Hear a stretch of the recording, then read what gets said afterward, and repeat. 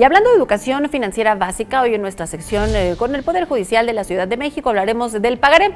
Es un documento que se extiende y entrega a una persona a otra, mediante el cual contrae la obligación de pagarle una cantidad de dinero en la fecha que figura en él. Para explicarnos las responsabilidades y las consecuencias de firmar un pagaré, hoy nos acompaña la maestra Judith Cova Castillo. Ella es jueza 10º civil del Poder Judicial de la Ciudad de México. Maestra, muchísimas gracias por acompañarnos esta mañana. Al contrario, muchas gracias por acercarnos a la población. Pues casi todo el tiempo estamos firmando pagarés y a veces ni siquiera nos enteramos de la responsabilidad que adquirimos al firmar un documento de este tipo.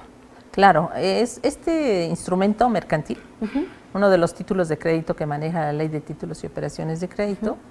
La verdad es que es fundamental, es el documento más común que la población utiliza para realizar sus negocios, tanto para préstamos personales como para adquisición de bienes y servicios. Los bancos es común que al prestar dinero, en algunos contratos, su instrumento clásico es el pagaré. Y entre particulares no se diga, es un documento muy común que se compra en la papelería, que ya viene nada más para llenar espacios, pero la gente no tiene el alcance de entender cuáles son las responsabilidades, las consecuencias de firmar un documento de esos, porque generalmente son utilizados por personas que sí saben cómo se usa el documento y cómo se cobra, que lo que no sabemos en común, la población desconoce. Pongamos un ejemplo, voy a comprar un vehículo y como parte del crédito me piden que firme algún pagaré. ¿Esto es legal? ¿Y qué debo de fijarme? ¿Qué aspectos debe tener este pagaré? ¿Qué debo de evaluar antes de firmarlo para conocer la responsabilidad que estoy adquiriendo? Claro, es un papel totalmente legal. Está regido por ley específica de la Ley de Títulos y Operaciones de Crédito y es lo que se usa comúnmente para que la empresa o persona física o moral que está dándole el crédito se asegure del pago. Generalmente esto va acompañado de otra firma, no nada más del que está adquiriendo el crédito, sino de una persona que firma de aval u obligado solidario, lo llamamos. Es decir, si yo no lo pago, esta persona que está firmando tendría la responsabilidad. Y generalmente esa persona tiene bienes con qué responder. Por eso firma a alguien más cuando nosotros no tenemos la capacidad para poder garantizar solos. Entonces buscan a una persona que sí pueda garantizar con bienes, que tenga bienes para poder responder. Vamos, que tengan una casa, terrenos. ¿Sí? Mencionaba usted, maestro, estos pagarés que venden pues incluso en la papelería, que podríamos firmar entre particulares, un familiar, un amigo, un conocido me va a prestar dinero y a cambio me pide que le firme un pagaré. ¿Esto es válido? Es válido, por supuesto. Le digo que es muy común y les voy a decir por qué es tan común. Es de los documentos de crédito que pueden estipularse el interés que consideren pertinente.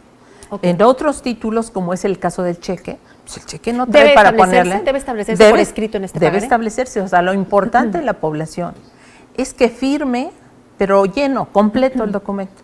Nunca firmen en blanco, nunca.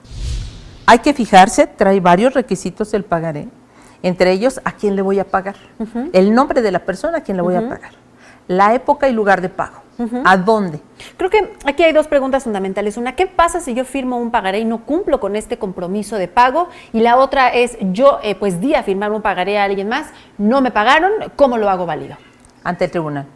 El tribunal, que es el Poder Judicial de la Ciudad de México, es el donde deben acudir con un abogado generalmente, y si no, la Defensoría de Oficio los atiende, para que puedan cobrar sus documentos.